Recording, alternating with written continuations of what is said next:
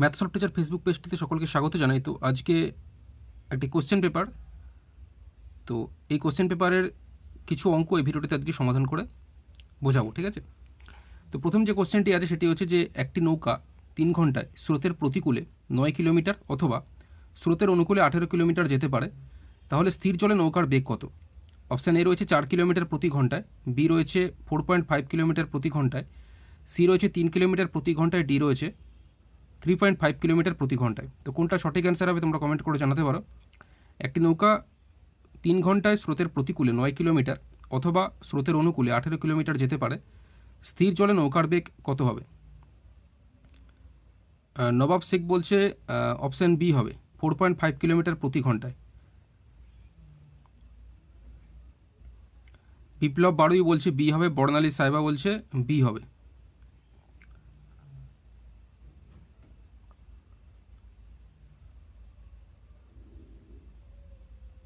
দেখো এটা খুব ইজি টাইপ অঙ্ক। এখানে যেটা বলা হয়েছে সেটা হচ্ছে একটি নৌকা 3 ঘন্টায় স্রোতের প্রতিকূলে, স্রোতের প্রতিকূল বলতে নৌকাটা স্রোতের প্রতিকূল, অর্থাৎ স্রোত যেদিকে যাচ্ছে ঠিক তার বিপরীত দিক দিয়ে নৌকা যাচ্ছে, ঠিক আছে? তো স্রোতের প্রতিকূলে 3 ঘন্টা যাচ্ছে 9 কিলোমিটার, সেই কারণে 9 কিলোমিটার যাচ্ছে, অথবা স্রোতের অনুকূলে যখন যাবে তখন 18 কিলোমিটার যাচ্ছে। যেহেতু স্রোতের প্রতিকূলে যাচ্ছে তাই 9 কিলোমিটার যেতে 3 ঘন্টা লাগছে, আর স্রোতের অনুকূলে যাওয়ার সময় 18 কিলোমিটার চলে যাচ্ছে, যেহেতু স্রোতের দিকে যাচ্ছে তাই অনেকটা বেশি যেতে পারছে। তো যাই হোক, এখানে জানতে চাইছে স্থির জলে নৌকার বেগ কত। তো সকলেই অ্যান্সার বলছে 4.5 হবে, ঠিক আছে? তো আমি এটা সকলে যখন বলছে 4.5 হবে তো ওটাই হওয়া উচিত, ঠিক আছে? তো করে দেখাচ্ছি তবুও।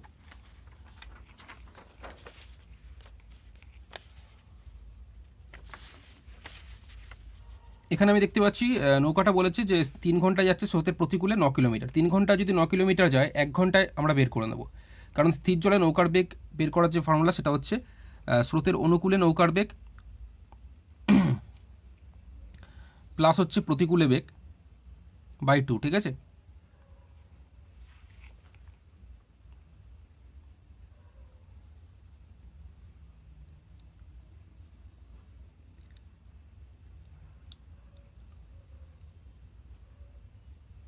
তো সেই হিসাবে আমি এখানে দেখতে পাচ্ছি 3 ঘন্টায় স্রোতের প্রতিকূলে নৌকাটা যাচ্ছে কত কিলোমিটার? 9 কিলোমিটার যাচ্ছে। তাহলে 1 ঘন্টায় আমাকে বের করতে হবে। 1 ঘন্টায় তাহলে কত? 3 ঘন্টায় 9 কিলোমিটার গেলে 1 ঘন্টা যাবে 3 কিলোমিটার। অথবা বলেছে স্রোতের অনুকূলে যাচ্ছে কত? 18 কিলোমিটার, মানে 3 ঘন্টায় যাচ্ছে 18 কিলোমিটার, 1 ঘন্টায় কতটা যাচ্ছে? 18কে 3 দিয়ে ভাগ করবো, কত হবে? 6 হবে। তো জানতে হচ্ছে স্থির জলে নৌকার বেগ কত।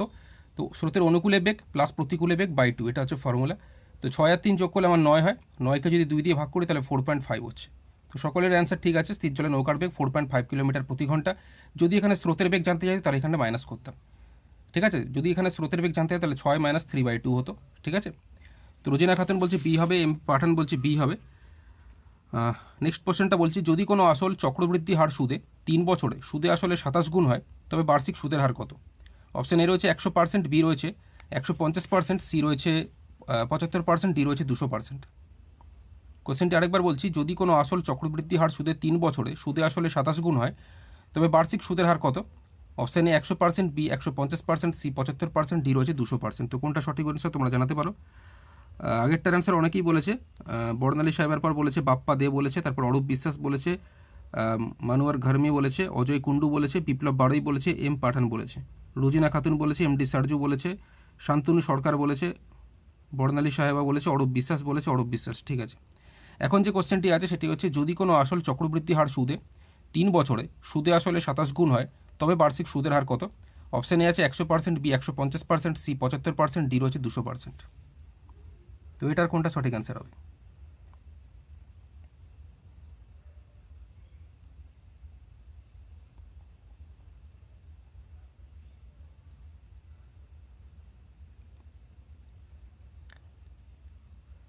বর্ণালী সাহেবা বলছে 150% হবে। তো দেখা যাক বাকিরাও কমেন্ট করতে থাকো এটার কোনটা সঠিক অ্যান্সার হয়। যদি কোনো আসল চক্রবৃদ্ধি হার সুদে 3 বছরে সুদে আসলে 27 গুণ হয় তবে বার্ষিক সুদের হার কত? অপশানে আছে 100%, বি 150%, সি 75%, ডি রয়েছে 200%।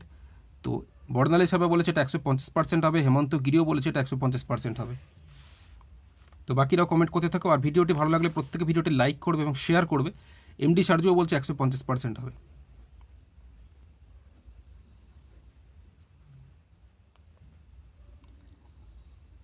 অজয় কুণ্ডু বলছে 70% হবে।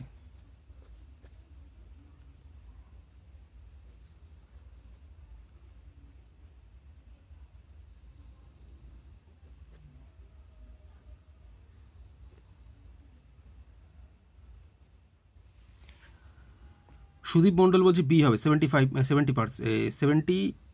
সুদীপ মণ্ডল বলছে বি হবে, মানে বি বলতে 150%। আর অজয় কুণ্ডু বলেছে 75%। তো এটার কোনটা সঠিক উত্তর তোমরা মোটামুটি জানানোর চেষ্টা করেছো, বাট কোনটা সঠিক কোনটা ভুল সেটা আমি করার পরে বোঝা যাবে। ঠিক আছে, তো করছি এটা কোনটা সঠিক অ্যান্সার হয়। এখানে আমাকে কি বলেছে, যদি কোনো আসল চক্রবৃদ্ধি হার সুদে 3 বছরে সুদে আসলে 27 গুণ হয় তবে বার্ষিক সুদের হার কত বের করতে দিয়েছে, তাই তো? তো আসলটা কত আমি জানি না, আসলটাকে আমি ধরে নিচ্ছি পি।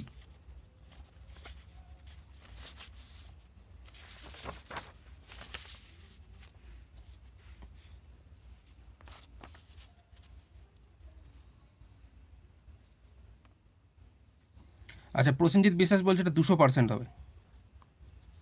আসলটা আমি জানি না, আসলটাকে আমি ধরে নিলাম পি। যদি কোনো আসলটা কত জানি না, আসলটা ধরে নিয়েছি পি। এবার ব্যাপার হচ্ছে, যদি কোনো আসল চক্রবৃদ্ধি হার সুদে 3 বছরে সুদে আসলে কত বলেছে 27 গুণ হয়, অর্থাৎ আসল ছিল আমার পি, এটা সুদে আসলে কত হবে 1 প্লাস, সুদের হার কত জানি না, সুদের হারটাকে আমি আর ধরে নিচ্ছি। তো পি 1, আর কত বছরের কথা বলেছে 3 বছরের। ঠিক আছে, তো এটা হচ্ছে ফর্মুলা। এই ফর্মুলাটায় যদি আমরা বের করতে পারি তাহলে কোনো আসল, রোজিনা খাতুন স্যার বুঝতে পারছেন, এটা একটা ফর্মুলা, মানে চক্রবৃদ্ধি সুদের ক্ষেত্রে যদি কোনো আসল 3 বছরে রাখা হয়, মানে যে সময়ের মধ্যে রাখা হবে, ফর্মুলা হচ্ছে এটা। আসলটাকে এখানে বসাবো, এটা ফর্মুলা 1 প্লাস, এখানে পার্সেন্টেজটা হয়, মানে যত পার্সেন্ট সুদের হার হয়। যেমন আমরা সরল সুদের ক্ষেত্রে ফর্মুলা জানি PRT/100, চক্রবৃদ্ধি সুদের ক্ষেত্রে এটা সুদে আসলে বেরোবে।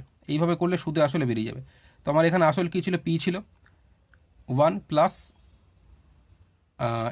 সুদের হার কত আর ধরেছি, মানে R%, মানে R/100, আর যত বছর বলবে সেটা পাওয়ারে লিখবো, তাহলে এটা সুদে আসলে বেরোবে। ঠিক আছে, তো এটা হচ্ছে সুদে আসলে। আমরা সরল সুদের ক্ষেত্রে সুদ বের করার ফর্মুলা PRT/100 জানি, বাট এটা হচ্ছে চক্রবৃদ্ধি সুদের ক্ষেত্রে সুদে আসলে বের করার formula P1 plus R/100 N। N বলতে যত বছর, এখানে এন বলতে আমার 3 বছরের কথা বলা আছে, এর জায়গায় 3 বসিয়েছি, আসলটাকে পি ধরে নিয়েছি, আর যেটা পার্সেন্টেজ এটা এখানে বসে, তবে এটা সুদে আসলে বেরিয়ে যাবে সলভ করলে। এখন ব্যাপার হচ্ছে, আমাদের এখানে সময়টা বলে দিয়েছে, কত বছর বলেছে, 3 বছর বলে দিয়েছে। আসলটা ছিল পি, তাহলে P × 1 প্লাস R/100 3, তাহলে এটা সুদে আসলে বেরিয়ে যাচ্ছে। এটা গেল আমাদের দিক দিয়ে। বাট কোশ্চেন বলছে যে 3 বছরে সুদে আসলে 27 গুণ হয়। কোশ্চেন বলছে সুদে আসলে 27 গুণ হয়, মানে আসলটা 27 গুণ হয়ে যাবে। আসলটা কী ধরেছিলাম, পি ধরেছিলাম, এটা 27 গুণ হয়ে যাবে। তো পি এর সঙ্গে 27 গুণ করলে কী হবে, 27P। ঠিক আছে, আশা করছি বোঝা গেছে। আমরা সুদে আসলে যদি বের করি তাহলে এটা হচ্ছে ফর্মুলা অনুযায়ী হচ্ছে সুদে আসলে বেরোবে। বাট কোশ্চেন বলছে 3 বছরে সুদে আসলে 27 গুণ হয়, মানে আসলটা 27 গুণ হয়ে যাবে। আসলটা পি ছিল, পি এর সঙ্গে 27 গুণ করলে 27P সুদে আসলে হয়ে গেল। এর ফলে কী হচ্ছে, দেখো এখানে পি আর পি কেটে যাচ্ছে, এখানে পি আর এখানে পি কেটে যাচ্ছে। তো পি আর পি যদি বোথ সাইডে কেটে যায় তাহলে পড়ে থাকছে কি 1 প্লাস R/100, পাওয়ারে যেরকম কিউব আছে থাকলো, এটা থাকছে এখানে 27 পড়ে আছে। 27 বলতে আমরা জানি 3-এর কিউব, 3-এর কিউব মানে 27 হয়, যদি 3 3 নয়, 9 3 27, সেটা 27কে আমরা 3-এর কিউব লিখতে পারি। তো এবার ব্যাপার আছে, দেখো এখানে 3 আর 3 কি হচ্ছে, কেটে যাচ্ছে, পাওয়ার এখানেও 3 আছে, এখানেও 3 আছে, তো 3 3 কেটে যাচ্ছে। যদি 3 3 কেটে যায় তাহলে পড়ে থাকছে কি 1 প্লাস R/100 ইকুয়াল টু এই 3 পড়ে থাকছে। এখান থেকে আর এর মানটা বের করা খুব ইজি, এখনই বুঝতে পারছো আর এর মান কত হবে। তো R/100 ইকুয়াল টু 3, আর প্লাস 1টা ওদিকে গেলে কী হবে, -1, তো 3 থেকে 1 বিয়োগ করলে কত, 2 হবে। তাহলে আর ইকুয়াল টু আমার দাঁড়াবে 2 এর সঙ্গে 100 ক্রস গুণ করবো, 2 এর সঙ্গে 100 গুণ করলে হয়ে যাবে 200। ঠিক আছে, তো সর্বপ্রথম এটার অ্যান্সার প্রসেনজিৎ বিশ্বাস বলেছিল 200, বাদ বাকি সবাই ভুল বলেছিল, একমাত্র একজনই সঠিক অ্যান্সার বলেছিল, সেটা হচ্ছে প্রসেনজিৎ বিশ্বাস। 200% বলেছিল, 200%ই হয়ে যাবে সঠিক অ্যান্সার। ঠিক আছে, তো কিছুই না অঙ্কটা, এটা হচ্ছে সুদে আসলে বের করার ফর্মুলা P × 1 প্লাস R/100 পাওয়ার কিউ। পি বলতে আসল, আর বলতে পার্সেন্টেজ, আর সময়টাকে এখানে পাওয়ারে বসাতে হয়। তো এটা আমাদের দিক দিয়ে সুদে আসলে হচ্ছে। বাট কোশ্চেন বলছে আসলটা সুদে আসলে কত, 27 গুণ হচ্ছে, মানে 27P হচ্ছে। দু সাইডে পিপি কেটে দিলাম, তাহলে এখানে 1 প্লাস R/100 পাওয়ারে কিউব থাকছে, আর এখানে 27 মানে 3-এর কিউব। তো বোথ সাইড 3 3 কেটে যাচ্ছে, তাহলে 1 প্লাস R/100 ইকুয়াল টু কত, 3 থাকছে, এখান থেকে R/100 ইকুয়াল টু 2 হয়, আর ইকুয়াল টু 200। ঠিক আছে, তারপরে এটা সঠিক অ্যান্সার দিয়েছে রোজিনা খাতুন, তারপরে চন্দন তিওয়ারি দিয়েছে 200। ঠিক আছে, এরপর চলে যাচ্ছি নেক্সট প্রশ্নতে।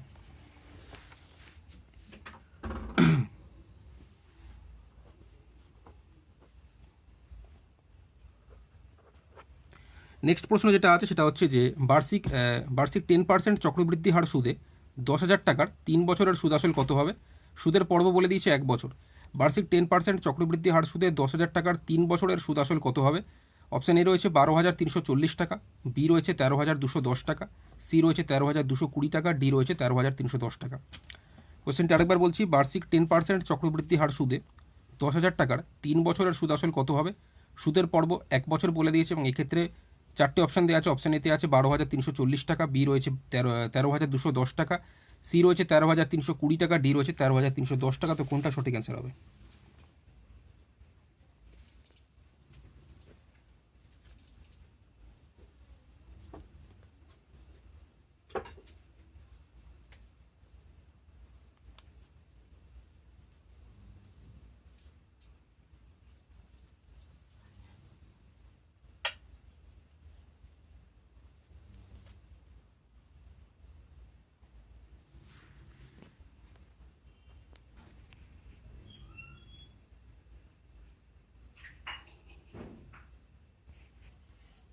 আচ্ছা, প্রসেনজিৎ বিশ্বাস বলছে অপশন ডি হবে 13,310 টাকা বলছে। প্রসেনজিৎ বিশ্বাস বলছে।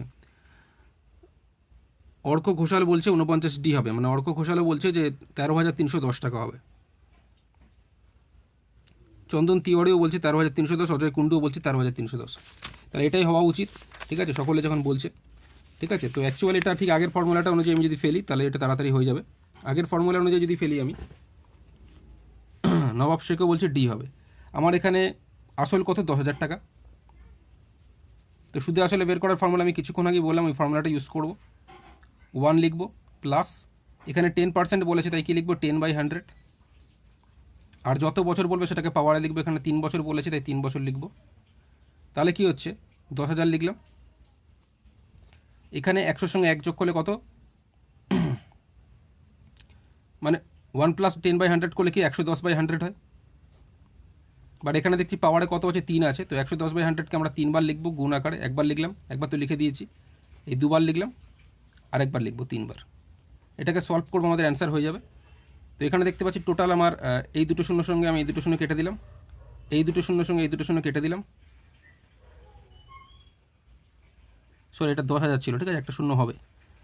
আচ্ছা, এই শূন্যটার সঙ্গে এই শূন্য কেটে গেছে, এই শূন্যটার সঙ্গে এই শূন্য কেটেছে, এই শূন্যর সঙ্গে এই শূন্য কেটেছে, ঠিক আছে।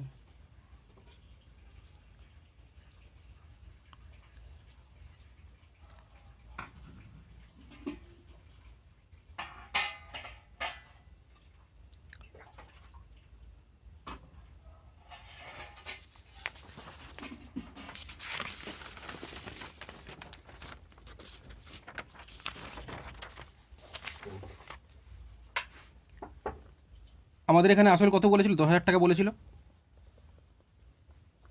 10% চক্রবৃদ্ধি হার সুদে 3 বছরের কথা বলেছে, তো 10% করে বাড়ছে মানে 110/100। এটাকে আমরা 3 বার লিখবো। একবার লিখলাম, আর একবার লিখবো, আরও একবার লিখবো। টোটাল কতবার লিখবো? 3 বার লিখবো।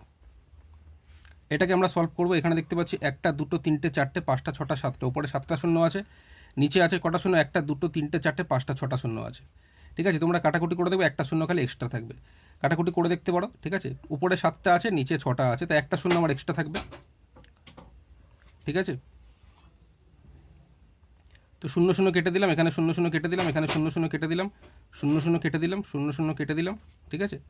এই 0, 0 কেটে দিলাম। এবার দেখো এখানে 11, 11 গুণ করলে কী হবে? 121।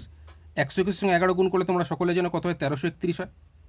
এই 1331 সঙ্গে এই শূন্যটা চলে আসবে, অর্থাৎ 13,310 টাকা। এটাই সঠিক অ্যান্সার হবে, যেটা সর্বপ্রথম প্রসেনজিৎ বিশ্বাস বলেছিল, অপশন ডি। তো এটাই হয়ে যাবে সঠিক অ্যান্সার, ঠিক আছে। ওকে, নেক্সট চলে যাচ্ছি পরের প্রশ্নতে।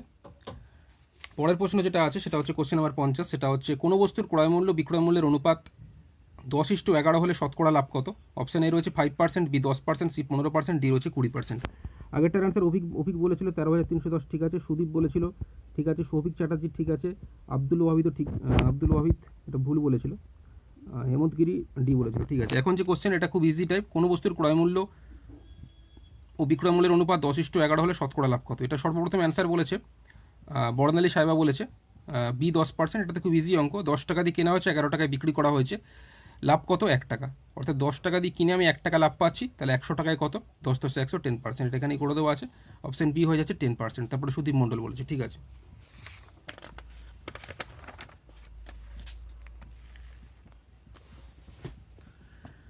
নেক্সট যে প্রশ্নটি আছে সেটি হচ্ছে question number 51। A B O C এর বয়সের অনুপাত বলে দেওয়া আছে 5:8:9।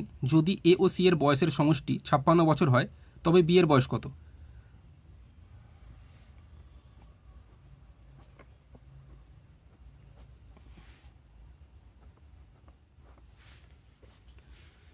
এ বি ও সি এর বয়সের অনুপাত বলে দেওয়া আছে 5:8:9।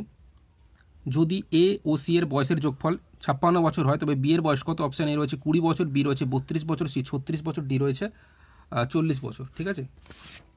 তো এটার কোনটা সঠিক অ্যান্সার হবে? আগেরটার অ্যান্সার এখন অনেকে বলছে হেমন্ত গিরি বলছে। আচ্ছা, এখনকার অ্যান্সার সর্বপ্রথম বলেছে সুদীপ মণ্ডল বলেছে 32, তারপরে শান্তনু পাত্র বলেছে 32 হবে। রোজিনা খাতুনও বলছে 32 আসছে। এটা এখানেই সলভ করে দেওয়া আছে। এখানে দেখতে পাচ্ছ এ বি ও সি এর বয়সের অনুপাত কত আছে? 5:8:9। তো এই অনুপাতটা থেকে আমি এর বয়সটা ধরে নিয়েছি 5x, বি এর বয়সটা ধরে নিয়েছি আমি 8x, আর সি এর বয়সটা ধরে নিয়েছি 9x, ঠিক আছে। এবার বলেছে যদি এ বি ও সি এর বয়সের সমষ্টি 56 বছর হয়, অর্থাৎ এদের বয়সের যোগফল বলেছে কত? 56 বছর। অর্থাৎ এর আমি ধরেছিলাম 5x, বি এর ধরেছিলাম 8x, সি এর ধরেছিলাম 9x। তিনজনের যদি বয়স, সরি এখানে বলেছে এ ও সি এর বয়সের যোগফল বলেছে 56 বছর। তো এর আমি ধরেছিলাম 5x আর সি এর ধরেছিলাম 9x। তো 5x আর 9x যদি আমি যোগ করি, আমাকে কোশ্চেন বলছে কত? 56 বছর হচ্ছে। তো 5x আর 9x যদি যোগ করি কত হয়? আমার 14x হয়। তাহলে 14x যদি 56 হয়, এক্স ইকাল টু কত হবে? 14 4 56। এখন ব্যাপার বলেছে বি এর বয়স কত। তো বি এর বয়স তো আমরা 8x ধরেছিলাম। তো 8x এর x এর মান আমরা জেনে গেছি কত? 4। তো 8 এর সঙ্গে 4 গুণ করে দেবো, 8 4 32 বছর, যেটা সর্বপ্রথম অ্যান্সার দিয়েছিল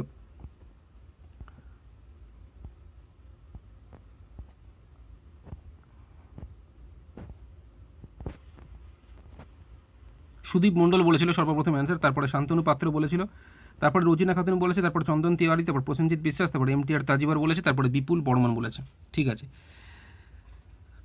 আচ্ছা, 52 অ্যান্সার রোজিনা খাতুন অলরেডি দেখে ফেলেছে এবং বলছে 0.3 হবে। একদম 0.3 হবে। তার কারণ হচ্ছে অভিক আগেরটার অ্যান্সার এখন বলছে 32 হবে। একদম ঠিক আছে, এটা 0.3 হবে, এটা করে দেওয়া আছে এখানে। এখানে দেখতে পাচ্ছি রুটের ভেতরে আমার কি আছে? 0.0049 আছে। তো 49-এর বর্গমূল আমরা কত জানি? 7 জানি। 49-এর বর্গমূল আমরা কত জানি? 7 জানি, কারণ 7 7 49 হয়। এবার দেখতে পাচ্ছি দশমিকের পর কটা নাম্বার আছে? 1 2 3 4। তো দশমিকের পর যতগুলো নাম্বার হয় আমি যখন রুট করব, যতগুলো নাম্বার হয় তত হাফ করব, মানে দশমিকের পর কোনো 4টে নাম্বার আছে, তো 4-4-এর অর্ধেক করলে কত হয়? 2 হয়। দুটো সংখ্যার আগে দশমিক হবে। তো 49-এর বর্গমূলে আমরা 7 পেয়েছিলাম, আর একটা শূন্য দিয়ে দুটো সংখ্যার আগে দশমিক হবে।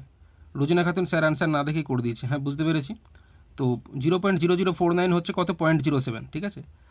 আর এইবার 0.07 তো এইটা থেকে পেলাম। এবার 0.07-এর সঙ্গে 0.02 যোগ হবে। তো 0.07-এর সঙ্গে যদি 0.02 আমি যোগ করি তাহলে কী হবে? 0.09 হচ্ছে।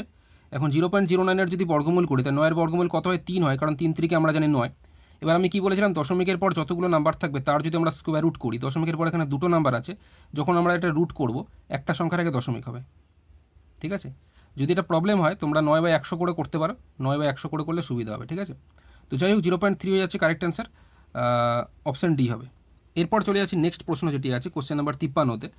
সেটি হচ্ছে যে রুট ওভার আছে 0.01 plus root over 0.81 plus 1 root over 1.21 plus root over 0.09। এটারও 4টে অপশান আছে। তো এটার কোনটা অ্যান্সার হবে তোমরা জানাতে পারো।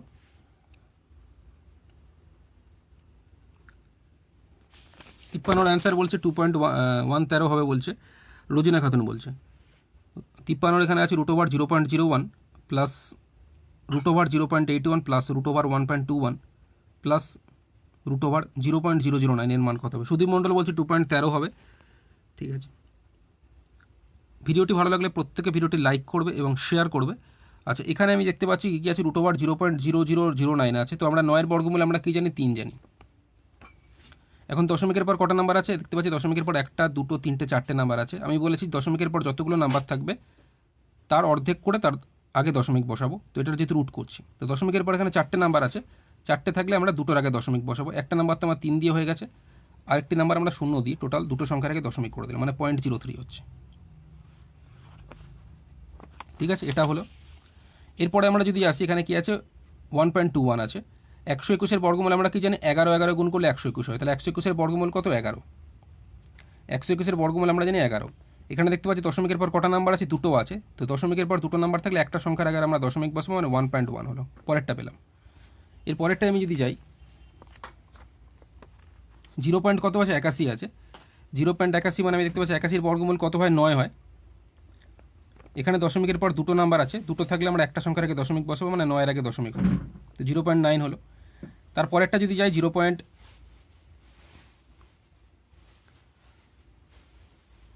প্রসেনজিৎ বিশ্বাস, এত ইজি ম্যাথ কি কোনো জবে এক্সামে আসবে স্যার? দেখো প্রিলিমিনারি পরীক্ষাতে তো আসবে, প্রিলিমিনারি এই টাইপেরই কোশ্চেন থাকে, এটাও তো প্রিলিমিনারি কোশ্চেনের এরিয়াটা, ঠিক আছে। এটা 2019-এ যদিও, বাট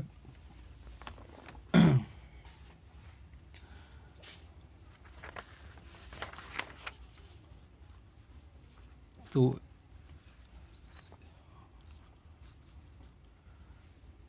প্রসেনজিৎ বিশ্বাস বলছে পুলিশের মেইন আসবে এমন কিছু ম্যাথ প্র্যাকটিস করাবেন।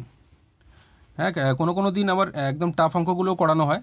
তো বিশেষ করে যারা ফেসবুক পেইড গ্রুপে জয়েন করেছে, ওইখানে একদম ইজি থেকে শুরু করে একদম টাফ অবধি করানো হচ্ছে, ঠিক আছে। তো এইগুলো হচ্ছে ইজি টাইপ, এগুলো প্রিলিমিনারি পরীক্ষায় যে স্ক্রিনিং টেস্ট যেটা হয়, প্রিলিমিনারি পরীক্ষা হয়, তারপরে পাস করলে তো মেনে টাফটা আসে, ঠিক আছে।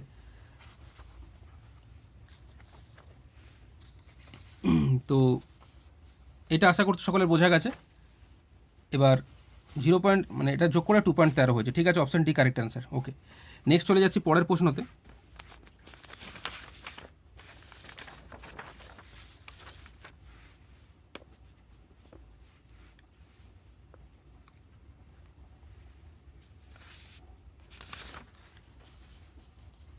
দুটি সংখ্যার অনুপাত বলে দেওয়া আছে 10:7, তাদের পার্থক্য বলে দেওয়া আছে 105 হলে সংখ্যা দুটি সমষ্টিগত।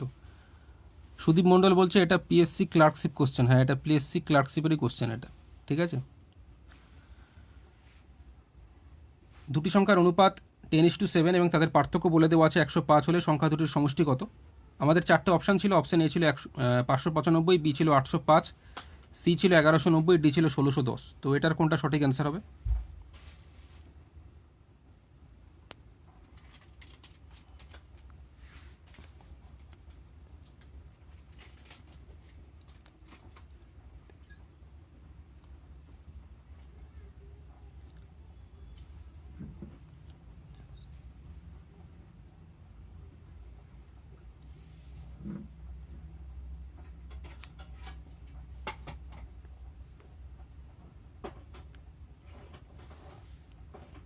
রতনচন্দ্র হালদার বলছে 54, এটা এ হবে। রতনচন্দ্র হালদার বলছে 54 এই হবে। তো বাকিরাও কমেন্ট করে জানাতে থাকো। দুটি সংখ্যার অনুপাত এখানে বলে দেওয়া আছে 10:7, তাদের পার্থক্য বলে দেওয়া আছে 105 হলে সংখ্যা দুটির সমষ্টি কত। তো প্রসেনজিৎ বিশ্বাস বলছে 17 × 35 করে দিলে অ্যান্সার বেরিয়ে যাবে। একদম সঠিক বলেছে, 17 × 35 করে দেবো, আমাদের অ্যান্সার বেরিয়ে যাবে। কারণ কি, আমাদের এখানে দুটি সংখ্যার অনুপাত বলে দিচ্ছে 10:7। তো একটা সংখ্যাকে যদি আমরা, রোজিনা খাতুন বলছে এ হবে, ঠিক আছে। এটা মনে মনে হয়ে যায়, দুটি সংখ্যার অনুপাতের মধ্যে একটা সংখ্যাকে যদি আমরা 10x ধরি আর একটাকে যদি 7x ধরি, তো এদের পার্থক্য বলেছে 105, মানে 10x থেকে 7x আমি মাইনাস করবো, মাইনাস করলে কত 3x হয়, তাহলে 3x = যদি 105 হয়, ঠিক আছে, x = আমার হয়ে যাবে কত 35। এখন ব্যাপার বলেছে সংখ্যা দুটি সমষ্টি বের করতে দিই, সমষ্টি মানে 10x + 7x মানে 17x হয়। ওই 17x এর যেহেতু x এর মান আমরা পেয়ে গেছি কত 35, তাই 17 × 35 করবো, আমাদের অ্যান্সার বেরিয়ে যাবে, ঠিক আছে। তো অ্যাকচুয়ালি এখানে যেটা বলেছে, একটি সংখ্যাকে আমি একটু বোঝাই, 10x বলেছিল আর একটা বলেছিল 7x। এই দুটোর পার্থক্য বলেছে 105, পার্থক্য বলতে আমরা বিয়োগ করব, বিয়োগ করলে কত বলেছে 105 বলেছে। এখন 10x থেকে 7x বিয়োগ করলে আমার 3x হচ্ছে, ইকুয়াল টু আমি লিখবো 105। তো আমি 3 দিয়ে 105কে কাটলে কত হচ্ছে 35 হচ্ছে। এখন আমাদের সংখ্যা দুটি সমষ্টি বের করতে, সমষ্টি বলতে একটা ছিল 10x, একটা ছিল 7x। তো 10x আর 7x যদি আমরা যোগ করি, তাহলে আমাদের কত হয় 17x হয়। এই 17x এর x এর মান আমরা জেনে গেছি কত 35। তো 17 আর 35, সেটাই প্রসেনজিৎ বিশ্বাস বলছে 17 সঙ্গে 35 গুণ করলে 595 হবে। অথবা তোমরা 10x এর এখানেও মানটা বসাতে পারো, 10x মানে 35 10 হচ্ছে 350, আর 7x মানে 35 সাথে গুণ করলে আমার হয়ে যাচ্ছে 245। তো ওই 350 আর 245 যদি আমি প্লাস করে দিই, তাহলেও কিন্তু 595 কিন্তু অ্যান্সার আসবে, ঠিক আছে। ঠিক আছে, ওকে, নেক্সট চলে যাচ্ছি পরের প্রশ্নতে। পরের প্রশ্ন যেটা আছে কোশ্চেন নাম্বার 55, এই অঙ্কটা বলতে পারো মেনে আসতে পারে, এটা একটু হলেও টাফ আছে মানে আগেরগুলোর তুলনায়। তো এটা মেনে পরীক্ষা আসতে পারে, ঠিক আছে। এ একটি কাজ 12 দিনে করতে পারে, বি এর চেয়ে 60% বেশি দক্ষ, তাহলে ওই একই কাজ করতে বি এর সময় কত লাগবে? অপশান এ রয়েছে 7/1/2 দিন, বি রয়েছে 6/1/4 দিন, সি রয়েছে 8 দিন, ডি রয়েছে 6 দিন। এ একটি কাজ 12 দিনে করতে পারে, বি এর চেয়ে 60% বেশি দক্ষ, তাহলে ওই একই কাজ করতে বি এর সময় কত লাগবে? অপশান এ রয়েছে 7/1/2 দিন, বি 6/1/4 দিন, সি 8 দিন, ডি রয়েছে 6 দিন।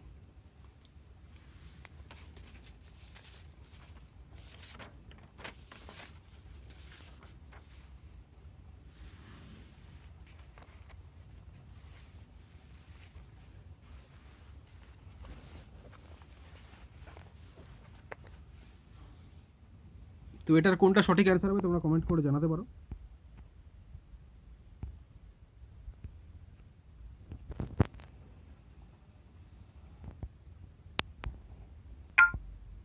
আচ্ছা,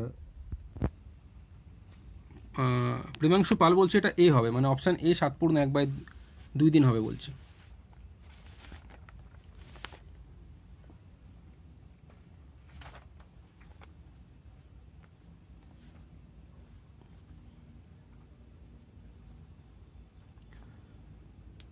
ধনেশ্বর দাসও বলছে এ হবে।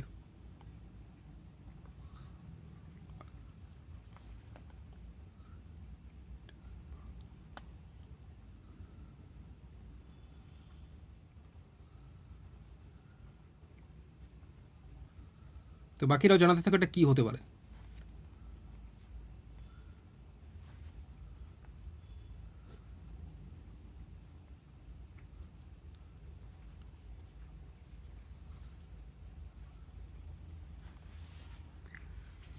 এ একটি কাজ 12 দিনে করতে পারে, বি এর চেয়ে 60% বেশি দক্ষ, তাহলে ওই একই কাজ করতে বি এর সময় লাগবে কতটা? এখানে কোশ্চেন এটাই জানতে চেয়েছে। অপশান এ রয়েছে 7/1/2 দিন, বি রয়েছে আমার 6/1/4 দিন, সি রয়েছে 8 দিন, ডি রয়েছে 6 দিন। দুজন অ্যান্সার দিয়েছে, একজন অ্যান্সার দিয়েছে, দুজন না।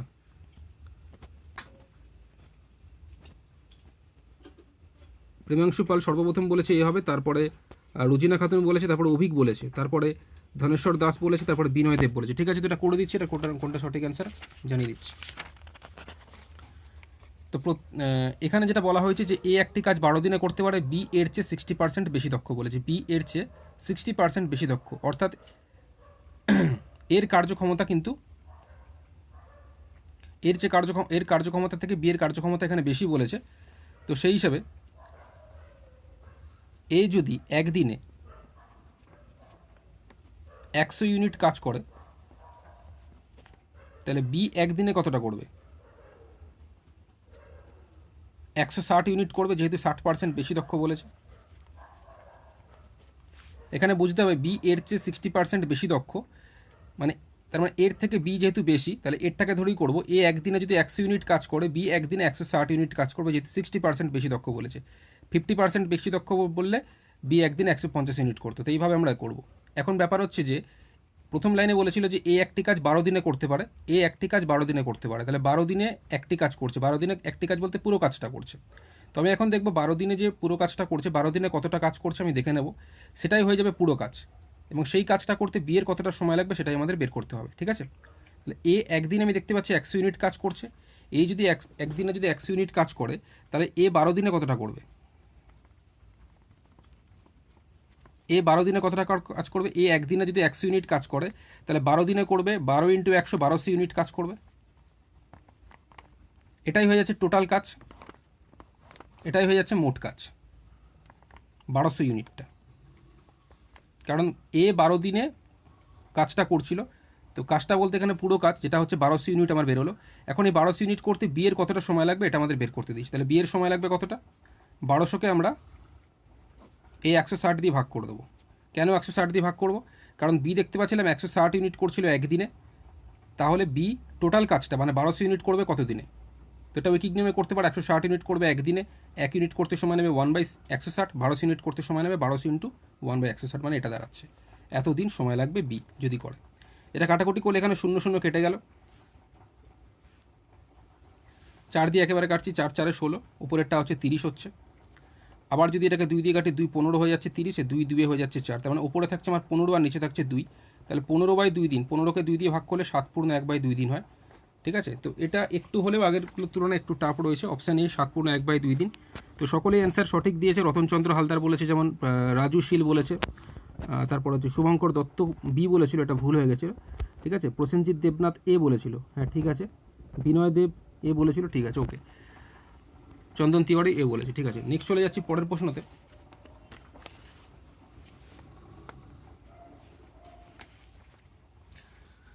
পরের প্রশ্ন যেটা আছে সেটা হচ্ছে যে যদি পি এর 50% ইকুয়াল টু কিউবের 25% হয়, তবে পি সমান কিউবের x% হলে x সমান কত? অপশান এ রয়েছে 0.5, বি রয়েছে 2, সি রয়েছে 50, ডি রয়েছে 0.005। তো এটার কোনটা সঠিক অ্যান্সার হবে? কোশ্চেনটি আমরা একবার বলছি, যদি পি এর 50% ইকুয়াল টু কিউবের 25% হয়, তবে পি ইকুয়াল টু কিউবের x% হলে x সমান কত? তো এটার কোনটা সঠিক অ্যান্সার হবে তোমরা কমেন্ট করে জানাতে থাকো।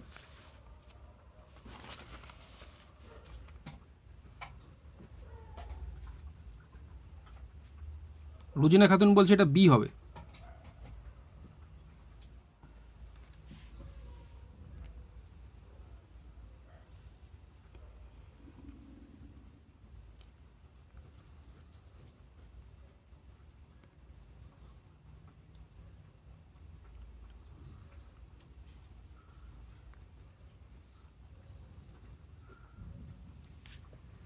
প্রসেনজিৎ দেবনাথ বলছে এটা এ হবে। চন্দন তিওয়ারি বলছে বি 2 হবে এটার অ্যান্সার। সুদীপ মণ্ডল বলছে 2 হবে। রোজিনা খাতুন বলছে সি হবে। ধনেশ্বর দাস বলছে বি হবে। তো এই অঙ্কটিও মেন পরীক্ষায় আসতে পারে, ঠিক আছে। এই অঙ্কটিও আগের অঙ্কগুলির তুলনায় একটু হলেও টাফ আছে। তো এটার কোনটা সঠিক অ্যান্সার হবে? কৌশিক দে বলছে এটার অ্যান্সার সি, মানে 50 হবে বলছে। রোজিনা খাতুন বলছে না স্যার, ওটা সি হবে, ফার্স্টে ভুল টাইপ হয়ে গিয়েছিল। তো দেখা যাক এটার কোনটা সঠিক অ্যান্সার হয়, তারপর জানাচ্ছি। রাজু সিলো বলছে সি হবে এটা।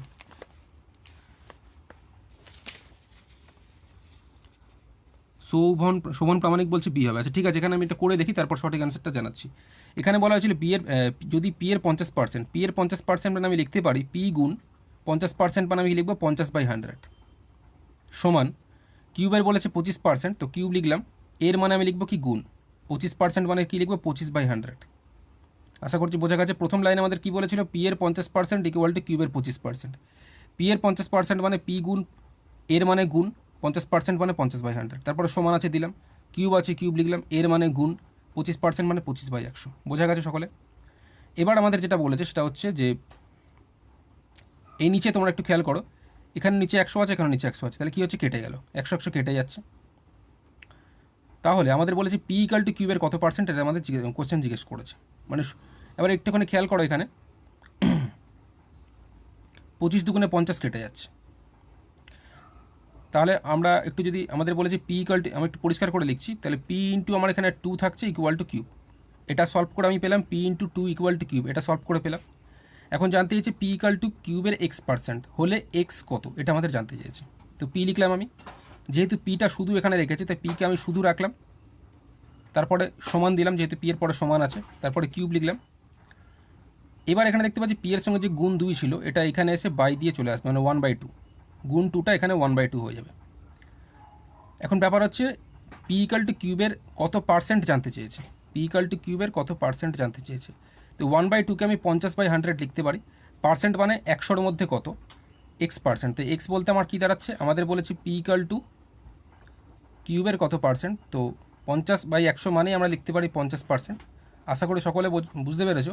পি ইকাল টু কিউবের x% বলেছিল, তাহলে এক্স আমার কত হচ্ছে 50 হচ্ছে, তাহলে পি ইকাল টু হচ্ছে 50%। তো এটা খুব ইজি টাইপ অঙ্ক, আমি একটু বড় করে বোঝালাম, বাট অঙ্কটা খুব ইজি। 50% হয়ে যাবে সঠিক অ্যান্সার, অপশান সি হয়ে যাবে কারেক্ট অ্যান্সার। তো এটার সর্বপ্রথম অ্যান্সার দিয়েছিল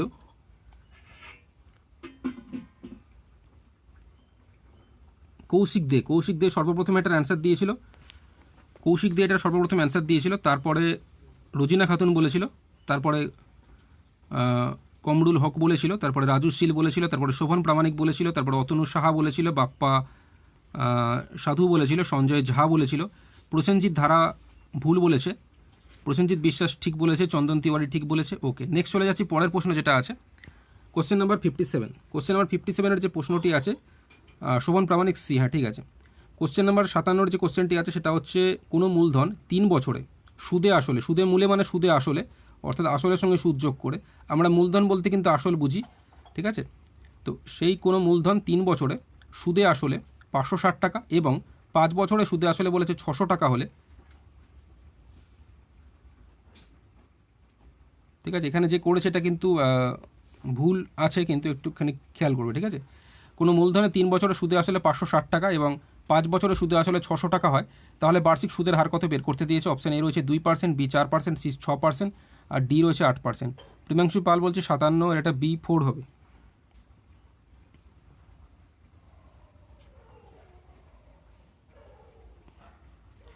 কোনো মূলধন 3 বছরে সুদে আসলে বলেছে 560 টাকা এবং 5 বছরে সুদে আসলে বলেছে 600 টাকা, বার্ষিক সুদের হার কত বের করতে দিয়েছে।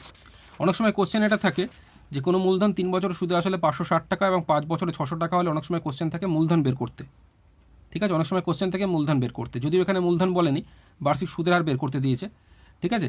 তো মূলধন বের করতে দিলে কিভাবে হতো সেটা আমি দেখাবো, কারণ অনেক প্রশ্নে থাকে মূলধন বের করতে দিতে। তো মূলধনটা আমরা বের করে দেখাবো, বার্ষিক সুদের হারটাও বের করে দেবো। বার্ষিক সুদের হার তো এখানে বের করতে দিয়েছে, ঠিক আছে। তো রাজু সিলেট বলছে এটা বি হবে, ঠিক আছে।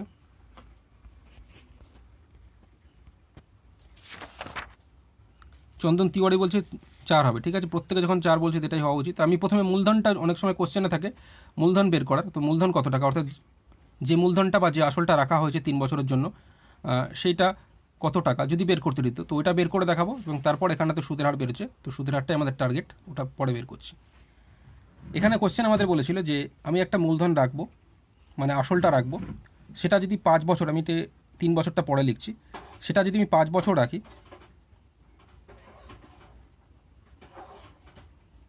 আমি যে মূলধনটা রাখবো সেটা যদি 5 বছর রাখি, তাহলে 5 বছরের সুদে আসলে কোশ্চেন বলছে 600 টাকা। এই মূলধনটাই যদি আমি 3 বছর রাখি, তাহলে কোশ্চেন বলছে 560 টাকা। এই জায়গাটা বুঝতে হবে, এটা কোশ্চেন আমাদের বলেছে, এটা আমাদের কোশ্চেন বলেছে। কোশ্চেন বলছে মূলধনটা যদি আমি 5 বছর রাখি তাহলে সেটা হয়ে যাচ্ছে কত, 600 টাকা। এই মূলধনটা যদি আমি 3 বছর রাখি তাহলে হয়ে যাচ্ছে কত, 560 টাকা। এটা আমাদের কোশ্চেন বলেছে, ঠিক আছে। তো এবার ব্যাপার হচ্ছে আমাদের যদি কোশ্চেন বলতো মূলধন বের করতে, তাহলে মূলধনটা কত রাখা হয়েছিল যদি কোশ্চেনে থাকতো, যদি এখানে কোশ্চেনে বলে না, যদি কোশ্চেনে থাকতো মূলধন কত টাকা রাখা হয়েছিল, তাহলে এটা বের করার স্টাইল হচ্ছে এখানে আমরা দেখতে পাচ্ছি এটার থেকে যদি এটা বিয়োগ করি, তাহলে মূলধন কী হবে, কেটে যাবে। 5 থেকে এখানে 3 মাইনাস, মানে উপরেরটা থেকে নিচেরটা বিয়োগ করে দেবো। মূলধন থেকে মূলধন বিয়োগ করলাম, কেটে যাবে। 5 থেকে 3 বিয়োগ করলে কত হবে, 2 বছরের সুদ, ইকুয়াল টু 600 থেকে 560 মাইনাস করবে, কত হচ্ছে, 40 টাকা হচ্ছে।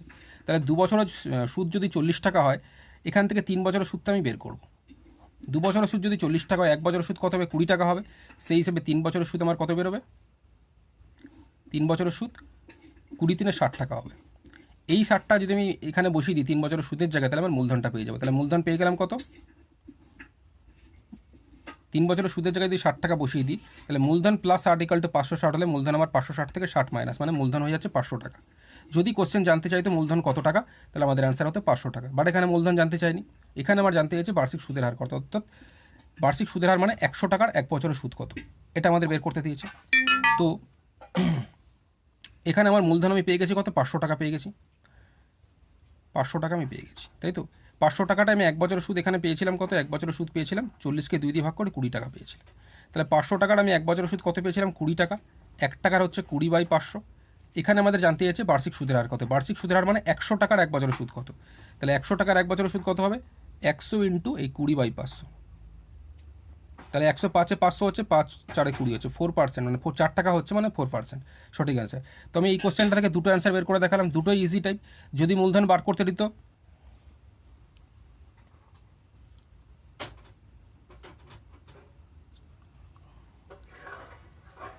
যদি আমাদের মূলধন বের করতে দিত তাহলে কিন্তু আমরা যদি আমাদের মূলধনটা বের করতে দিত তাহলে কিন্তু আমরা এইভাবে করতাম। আর যদি সুদের হার, যদি এখানে সুদের হার বের করতে দিচ্ছে 4%, দুটো অ্যান্সারে আমরা বের করলাম। আরেকবার রিপিট করছি, এটা যেটা বলেছে আমাদের কোশ্চেন বলে দিয়েছিল যে মূলধনটা যদি আমি 5 বছর আগে সেটা কত হচ্ছে, 600 টাকা বলেছে। এই মূলধনটা যদি 3 বছর আগে তাহলে বলেছে 560 টাকা বলেছে। এবার আমাদের যদি কোশ্চেন মূলধন বের করতে দিত তাহলে কী করতাম, আমি 3 বছরের সুদ অথবা 5 বছরের সুদের মধ্যে যে কোনো একটা বার করব, ঠিক আছে। 3 বছরের সুদ অথবা 5 বছরের সুদের মধ্যে যে কোনো একটা বার করব, বের করে ওর মধ্যে পুট করব। যদি 3 বছরের সুদ বার করি তাহলে 3 বছরের সুদটা এর মধ্যে পুট করে দেবো, মানে বসাবো, তাহলে মূলধনটা বেরিয়ে আসবে। মনে মনেই হয়ে যায়, বাট আমি করে দেখালাম। এটা বিয়োগ করে নেবে, 5 থেকে 3 বছর মাইনাস করলাম,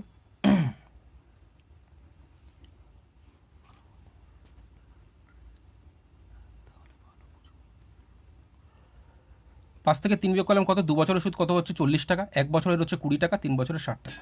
এই 3 বছরের সুদের জায়গায় আমি 60 বসিয়ে দিই, তাহলে মূলধনটা বেরোবে 500 থেকে 60 মাইনাস করে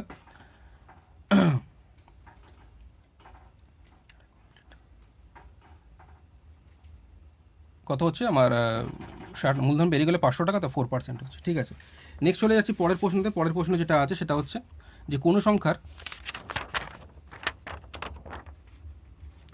2/3 অংশের মান 26 হলে, কোনো সংখ্যার 2/3 অংশের মান 26 হলে সংখ্যাটির 25%-এর মান কত? অপশন এ রয়েছে 9.25, বি রয়েছে 9.35, অপশন সি 9.55, ডি রয়েছে 9.75।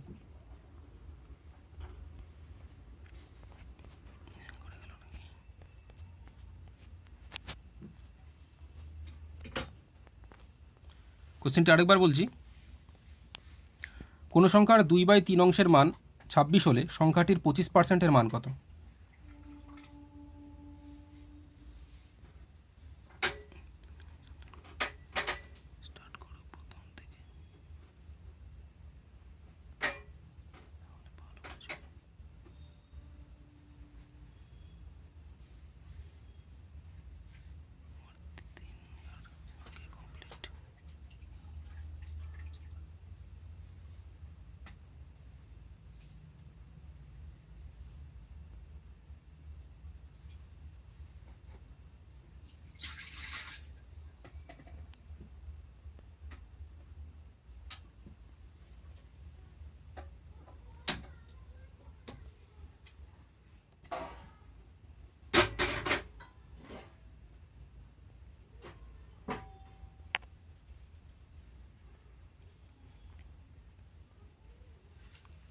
তো দীপঙ্কর সরকার বলছে এটার অ্যান্সার 9.75 হবে। দীপঙ্কর সরকার বলছে এটা 9.75 হবে। ঠিক আছে, কোনো সংখ্যার 2/3 অংশের মান 26 হলে সংখ্যাটির 25%-এর মান কত? অপশন এ রয়েছে 9.25, বি রয়েছে 9.35, সি 9.55, ডি রয়েছে 9.75।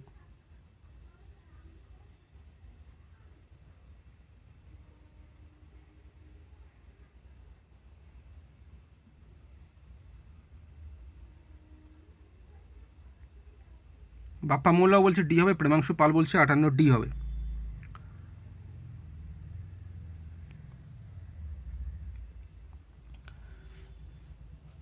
প্রসেনজিৎ ধারা বলছে ডি হবে। ঠিক আছে, তো এটা আমি ঠিকই বলেছো, অপশন ডি 9.75 হবে।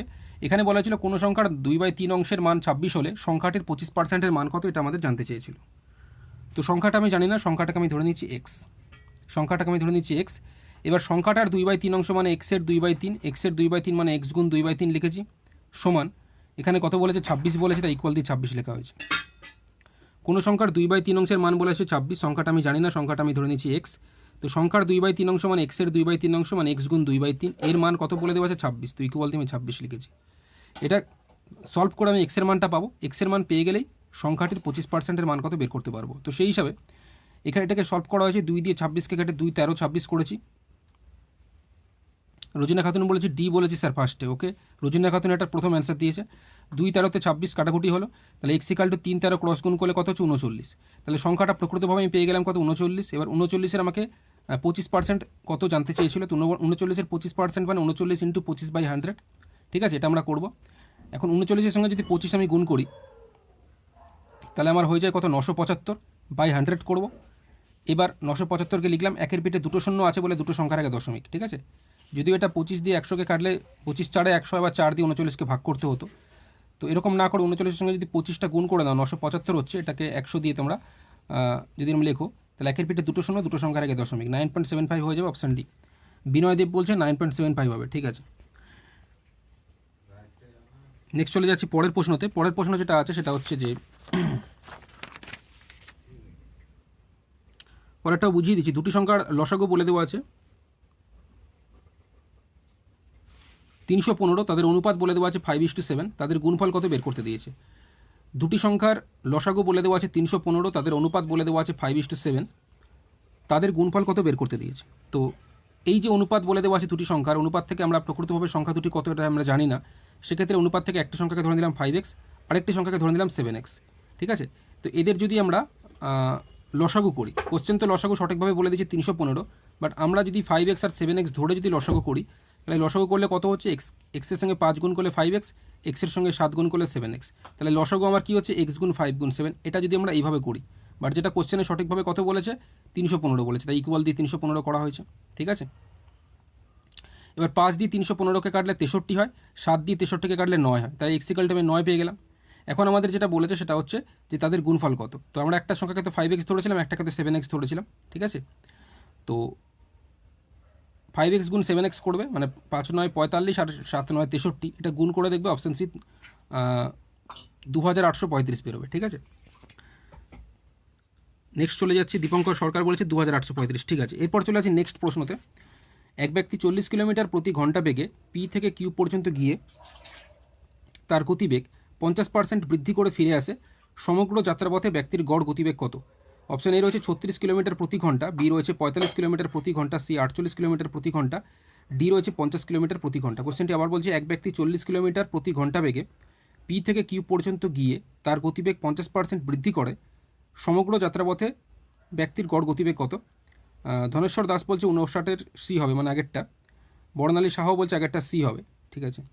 কোশ্চেন নাম্বার 60-র যে উত্তর হয় এটার কোনটা সঠিক অ্যান্সার হবে একটু জানাও। এক ব্যক্তি 40 কিলোমিটার প্রতি ঘন্টা বেগে পি থেকে কিউ পর্যন্ত গিয়ে তার গতিবেগ 50% বৃদ্ধি করে ফিরে আসে, সমগ্র যাত্রাপথে ব্যক্তির গড় গতিবেগ কত? অপশান এ 36 কিলোমিটার প্রতি ঘন্টা, বি 45 কিলোমিটার প্রতি ঘন্টা, সি 48 কিলোমিটার প্রতি ঘন্টা, ডি রয়েছে 50 কিলোমিটার প্রতি ঘন্টা। আগেরটার অ্যান্সার এখন অনেকে বলছে, যেমন প্রসেনজিৎ দেবনাথ বলছে 45-এর সঙ্গে 63 গুণ করে দিতে। হ্যাঁ, একদম তাই, ঠিক আছে।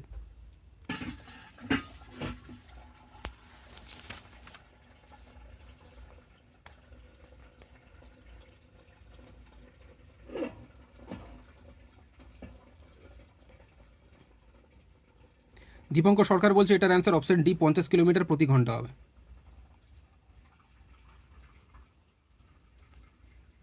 লোনলি বাপি বলছে এটা অপশন ডি 50 কিলোমিটার প্রতি ঘন্টা হবে।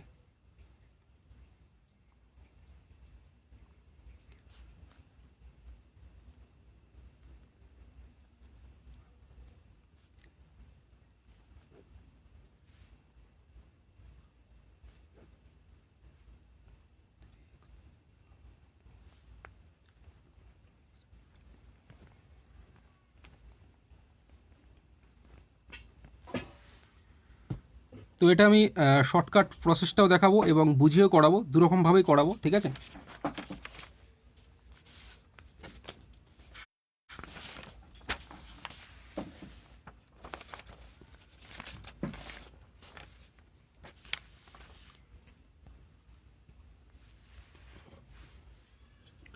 কোশ্চেন আমাদের যেটা বলেছে, এক ব্যক্তি 40 কিলোমিটার প্রতি ঘন্টা বেগে পি থেকে কিউ পর্যন্ত গিয়ে তার গতিবেগ 50% বৃদ্ধি করে ফিরে আসে, সমগ্র যাত্রাপথে তার ব্যক্তির গড় গতিবেগ কত? অপশানে 36 কিলোমিটার প্রতি ঘন্টা, বি 45 কিলোমিটার প্রতি ঘন্টা, সি 48 কিলোমিটার প্রতি ঘন্টা, আর ডি রয়েছে 50 কিলোমিটার প্রতি ঘন্টা। তো টগর হোসেন বলছে সি হবে, সন্তু ঘোষ বলছে 48 হবে, ঠিক আছে। রাজু বর্মন বলছে 48 হবে, ঠিক আছে। প্রথমে আমি তাহলে ওটা শুরু করলাম। এখানে আমাদের যেটা বলা হয়েছিল, ব্যক্তিটা পি থেকে কিউ পর্যন্ত যাচ্ছে, পি থেকে কিউ পর্যন্ত যাচ্ছে, কত কিলোমিটার বেগে বলেছে? 40 কিলোমিটার প্রতি ঘন্টা বেগে।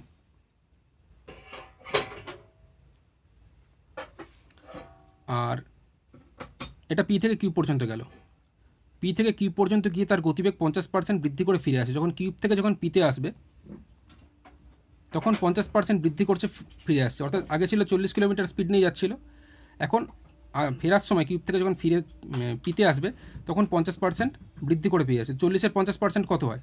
40-এর 50% হয় কত? 20, অর্থাৎ 40 সঙ্গে 20 যোগ করলে 60 কিলোমিটার, 60 কিলোমিটার প্রতি আওয়ারের 60 কিলোমিটার প্রতি ঘন্টা এরকম স্পিড নিয়ে আসছে। আশা করছি বোঝা গেছে। তাহলে যাওয়ার সময় যাচ্ছিল 40 কিলোমিটার প্রতি ঘন্টা বেগে, আসার সময় আসছে 60 কিলোমিটার প্রতি ঘন্টা বেগে। তাহলে সমগ্র যাত্রার অর্থাৎ টোটাল মানে যাওয়া আসা মিলিয়ে তার গড় গতিবেগ কত? এক্ষেত্রে একটা ফর্মুলা আছে, ফর্মুলাটা মনে রাখবে। ফর্মুলা হচ্ছে প্রথমে 2 লিখবো, যাওয়ার সময় গতিবেগটা কত? 40 কিলোমিটার প্রতি ঘন্টা, এটাকে লিখবো, গুণ দিয়ে আসার সময় গতিবেগটা কত? 60 কিলোমিটার প্রতি ঘন্টা, এটাকে লিখবো। আর নিচে যাওয়ার সময় আর আসার সময়ের এই গতিবেগ দুটো যোগ হয়ে যাবে, অর্থাৎ 40-এর সঙ্গে 60 কী করে দেবো? প্লাস করে দেবো, কত হবে? 100 হবে। এই শূন্য কেটে গেল, এই শূন্য কেটে গেল, তো 4 6 24, 24 2 48, তো 48 কিলোমিটার প্রতি ঘন্টা এটা হয়ে যাবে সঠিক অ্যান্সার। এটা গেল শর্টকাট ফর্মুলা। বোঝা গেছে কি বললাম? আরেকবার রিপিট করছি, এক ব্যক্তি যাওয়ার সময় পি থেকে যখন কিউতে যাচ্ছিল, রাজু বর্মন, আমি সি বলেছি স্যার 48, হ্যাঁ রাজু বর্মন এটা সি 48 বলেছিল। তো যারা যারা 48 বলেছে প্রত্যেকের সঠিক হয়েছে। পি থেকে যখন কিউবতে যাচ্ছে তখন স্পিড কীরকম নিয়ে যাচ্ছিল, 40 কিলোমিটার প্রতি ঘন্টা এরকম স্পিড নিয়ে যাচ্ছিল। বাট কিউব থেকে যখন পিতে ফিরছে তখন 50% বৃদ্ধি করছে, আগের 50%, মানে 40 কিলোমিটারের 50% কত হয়, 20 হয়, অর্থাৎ 40 আর 20 যোগ করলে কত, 60 কিলোমিটার। 60 কিলোমিটার স্পিড নিয়ে কিউব থেকে পিতে ফিরছে। বোঝা গেছে? তো এরকম ক্ষেত্রে যাওয়ার আসা মিলিয়ে যখন টোটাল আমাদের গড় গতিবেগ বের করতে দেবে, তো এই ফর্মুলাটা তোমরা ইউজ করবে। ফর্মুলাটা কি, 2 গুণ যাওয়ার সময়ের গতিবেগ 40, আসার সময়ের গতিবেগ 60, হ্যাঁ টগর হোসেনও সঠিক বলেছিল, ঠিক আছে। তো বাই হচ্ছে এই দুটোর গতিবেগ যোগ 100, তাহলে এটা 0 0 0 0 কেটে গেল। এটা গেলে হচ্ছে আমরা যদি এটা শর্টকাট প্রসেসে করি তাহলে এইভাবে, বুঝে করলে কীরকম দেখায়।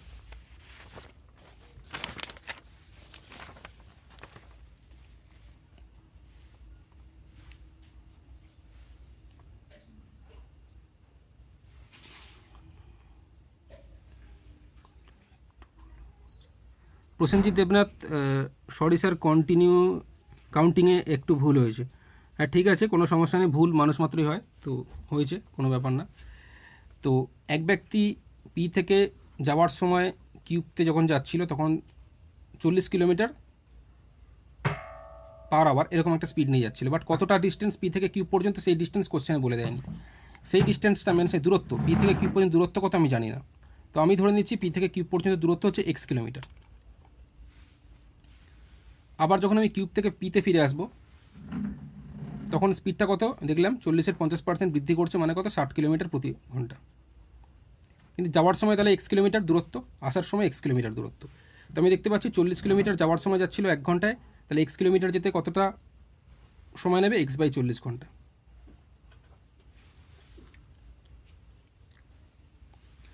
আসার সময় 60 কিলোমিটার যাচ্ছিল 1 ঘন্টায়, 1 কিলোমিটার যেতে সময় নেবে 1/60, x কিলোমিটার যেতে সময় নেবে x/60। তাহলে টোটাল সময় আমি দেখতে পাচ্ছি এত। আমাদের গড় গতিবেগ বের করতে দিয়েছে। গড় গতিবেগ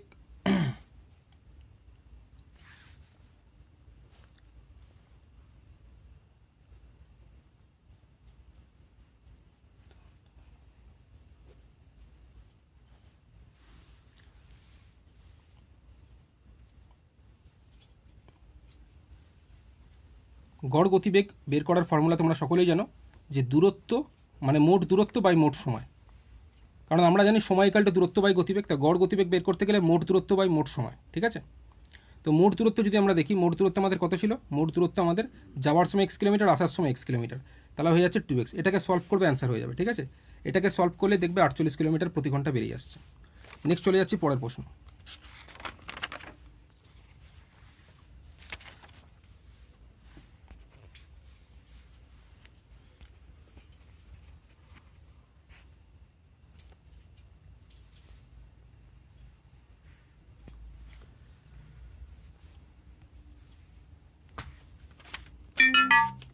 না ঠিক আছে, তো আজকে আর করাবো না, আজকে এই পর্যন্তই থাকুক, ঠিক আছে। যারা যারা ওয়েস্ট বেঙ্গল পুলিশের প্রস্তুতি নিচ্ছ, ক্লাস স্টার্ট হবে 3 মার্চ থেকে। যারা জয়েন করতে চাও, এটা হচ্ছে হোয়াটসঅ্যাপ নাম্বার 8013724713, এই হোয়াটসঅ্যাপ নাম্বারে যারা জয়েন করতে চাও মেসেজ করবে। হোয়াটসঅ্যাপ নাম্বারটা আরেকবার বলছি, 8013724713।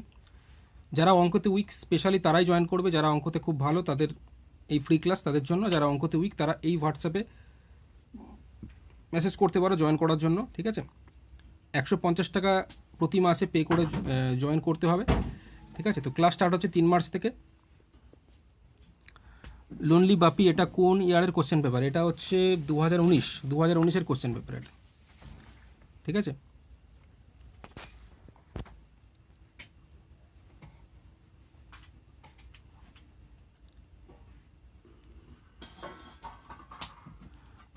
নবগোপাল দাস বলছে জিকে হবে না। জিকেটা তো এই মুহূর্তে শুরু করে নি, তবে জিকে স্টার্ট করা হবে খুব তাড়াতাড়ি।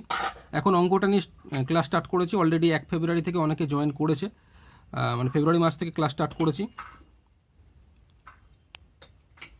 দীপঙ্কর সরকার, এই কোশ্চেনে আমি এক্সাম দিয়েছি, হ্যাঁ এই কোশ্চেনে এক্সাম দিয়েছো, ঠিক আছে।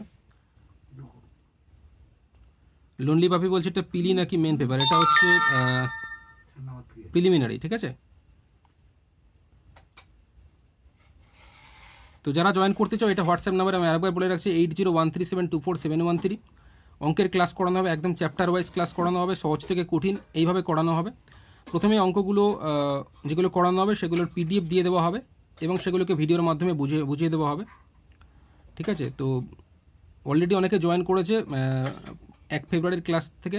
তো যারা যারা 3 মার্চের ক্লাসে জয়েন করতে চাও তো করতে পারো, ঠিক আছে। তো হোয়াটসঅ্যাপ নাম্বার আমি আরেকবার বলে ভিডিওটি এখানে স্টপ করছি। হোয়াটসঅ্যাপ নাম্বারটি হচ্ছে 8013724713। প্রসেনজিৎ দেবনাথ কোন এক্সামের স্যার কোশ্চেন পেপার? এটা হচ্ছে WBPSC যে ক্লার্কশিপ যে পরীক্ষা হয়েছিল সেই এক্সামের কোশ্চেন পেপার এটা, ঠিক আছে। ঠিক আছে, তো ব্যাস আজকে এই পর্যন্তই, দেখা হবে আগামীকাল। ধন্যবাদ।